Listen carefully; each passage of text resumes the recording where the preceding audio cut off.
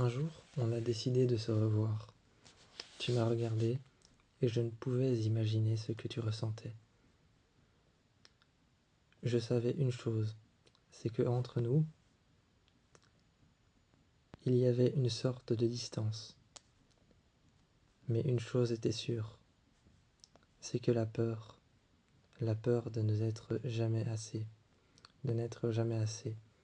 ou alors la peur de dire les mauvaises choses, résonnait autant qu'en moi, que autant qu'en toi.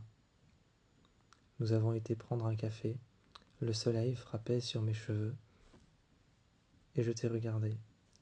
J'ai passé ma main dans mes cheveux, et je me suis recoiffé. Là, je t'ai regardé, faire le même geste, mais plus en douceur. Tu as posé un bras sur la table, et une main sur ton visage. Ton coude appuyé sur la table, tu m'as regardé, et là, tu m'as dit ces 3 petits mots.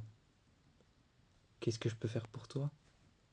Comme si c'était une insinuation, un cynisme ou du sarcasme. Je t'ai regardé droit dans les yeux, et j'ai dit rien, juste parler, discuter. Tu as levé les yeux et tu ne m'as pas regardé moi. Tu as regardé au-dessus de moi. Comme si tu voulais voir ou vérifier quelque chose. Ma manière de réagir, ma manière de prendre les choses sous un autre angle, ou alors d'essayer de réagir face à du cynisme, du sarcasme depuis longtemps, pas face à de la douceur, mais plus du cynisme passif, pas du cynisme agressif, mais passif, un cynisme que l'on peut supporter, sans avoir à hurler sur tous les toits, sans avoir à serrer le poing, ou sans avoir à regarder méchamment. Et tu as continué comme ça longtemps, jusqu'à ce que je t'emmène à mon appartement. J'ai ouvert la porte et je te voyais déjà nerveux derrière moi. Là, tu es rentré et tu as regardé mon appartement. Tu as dit, c'est...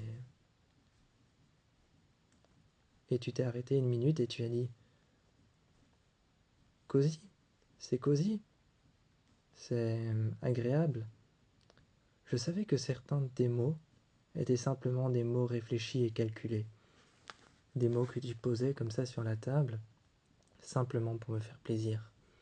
Parce que derrière la surface se cachaient d'autres mots que tu avais envie de dire.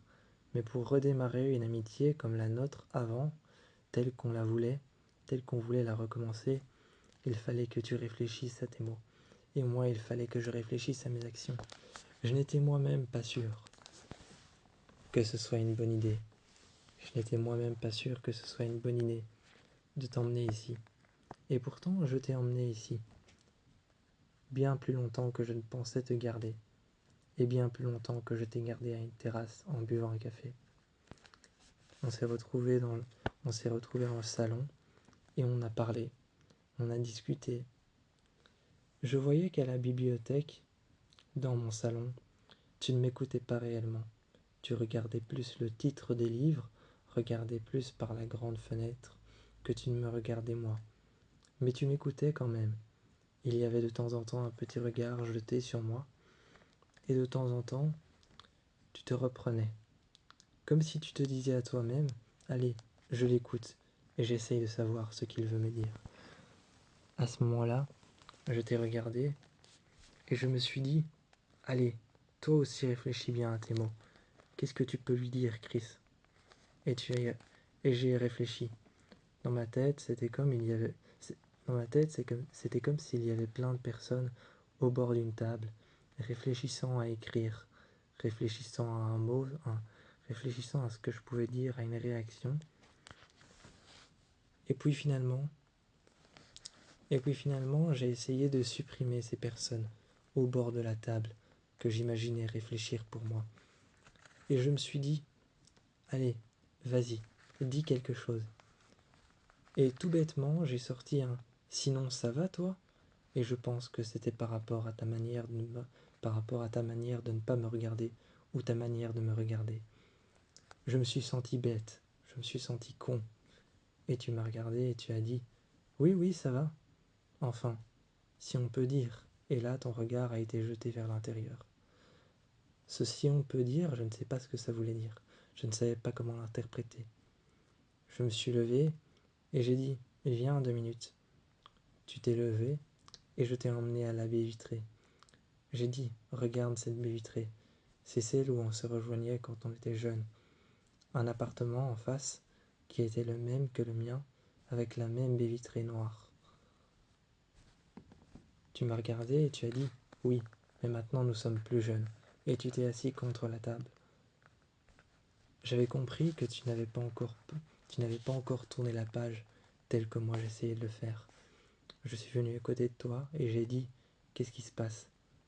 Pourquoi toute cette colère, cette rage, ce mépris, ce recul ?» Tu m'as regardé et tu as dit « Ce mépris, ce recul, cette rage, cette colère. » Je dois répondre 3. J'ai haussé les épaules et j'ai dit « Non, c'est vrai, t'as raison.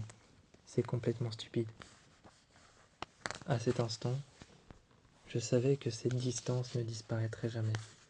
On pouvait faire ce qu'on veut pour pouvoir essayer de s'entendre à nouveau. Cette distance ne disparaîtrait jamais. C'est comme le temps. Elle continuera à exister. Comme le temps qui continue à exister, perpétuellement. Elle continuera à exister, perpétuellement.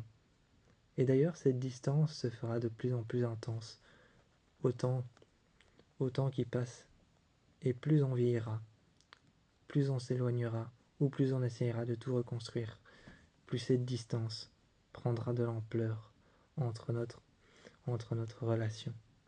Une relation qui essaye de se reconstruire petit à petit, morceau par morceau, mais en parallèle qui de l'autre côté, grâce à ces morceaux, est en train de se détruire, est en train de se détricoter, de disparaître, comme s'il y avait derrière un surplus qui était en train d'étouffer chacun de nos mots, et que chacun de nos mots, même bienveillants, n'arrivait pas à l'un comme à l'autre, comme il devrait arriver, comme il devrait nous toucher.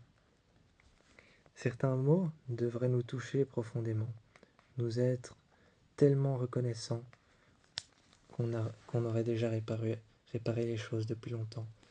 Mais ces mots résonnaient en écho comme un poignard dans le dos, plutôt que comme quelque chose dont on serait reconnaissant.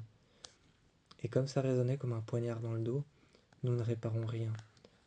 C'était la galère.